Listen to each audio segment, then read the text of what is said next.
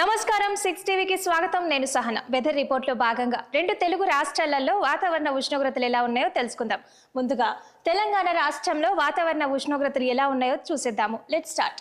ఆదిలాబాద్ జిల్లాలో చూసుకున్నట్లయితే 34.8 డిగ్రీలు నమోదైంది. ఇక నిజామాబాద్ జిల్లాలో 31.8 డిగ్రీలు నమోదైంది. తర్వాత మెదక్ జిల్లాలో చూసుకున్నట్లయితే 31.2 డిగ్రీలు నమోదైంది. ఇక హైదరాబాద్లో 33 డిగ్రీలు నమోదైంది. తర్వాత ఖమ్మంలో చూసుకున్నట్లయితే 33.8 డిగ్రీలు నమోదైంది. ఇక హన్మకొండ జిల్లాలో 32 డిగ్రీలు నమోదైంది. చివరగా రామగుండం జిల్లాలో చూసుకున్నట్లయితే 35 డిగ్రీలు నమోదైంది. తెలంగాణ రాష్ట్రంలో కనిష్టంగా చూసుకున్నట్లయితే మెదక్ జిల్లాలో 31.2 డిగ్రీలు నమోదైంది. ఇక గరిష్టంగా చూసుకున్నట్లయితే రామగుండం జిల్లాలో 35 డిగ్రీలు నమోదైంది. ఇక తెలంగాణ రాష్ట్రంలో వర్షాలు ఎక్కడెక్కడ పడే అవకాశాలు ఉన్నాయో చూసేద్దాం. వాతావరణ శాఖ సూచనల మేరకు తెలంగాణ రాష్ట్రంలో పొడి వాతావరణం ఏర్పడే అవకాశాలున్నాయి. ఇక తెలంగాణ రాష్ట్రంలో రానున్న 2 రోజుల్లో గరిష్ట ఉష్ణోగ్రతలు 2 నుంచి 3 డిగ్రీల సెల్సియస్ కి పెరిగే అవకాశాలున్నాయి.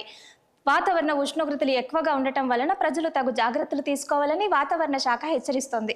ఇక ఆంధ్రప్రదేశ్ రాష్ట్రంలో వాతావరణ ఉష్ణోగ్రతలు ఎలా ఉన్నాయో చూసేద్దాము. ముందుగా విశాఖపట్నం జిల్లాలో చూసుకున్నట్లయితే 35 డిగ్రీలు నమోదైంది. ఇక విజయవాడ జిల్లాలో 37 డిగ్రీలు నమోదైంది. ఇక అనంతపురంలో చూసుకున్నట్లయితే 29.6 డిగ్రీలు నమోదైంది. ఇక తిరుపతి జిల్లాలో 38 డిగ్రీలు నమోదైంది. మచిలీపట్నంలో చూసుకున్నట్లయితే 34.2 డిగ్రీలు నమోదైంది. ఆంధ్రప్రదేశ్ రాష్ట్రంలో కనిష్టంగా చూసుకున్నట్లయితే అనంతపురం జిల్లాలో 29.6 డిగ్రీలు నమోదైంది. ఇక గరిష్టంగా చూసుకున్నట్లయితే తిరుపతిలో 38 డిగ్రీలు నమోదైంది. ఇవ్వండి 2 తెలుగు రాష్ట్రాల వెదర్ రిపోర్ట్ అప్డేట్స్. మరో వెదర్ రిపోర్ట్ అప్డేట్స్ లో మళ్ళీ కలుసుకుందాం. Keep watching 6 TV. సామాన్యుడి ఆరో ప్రాణం.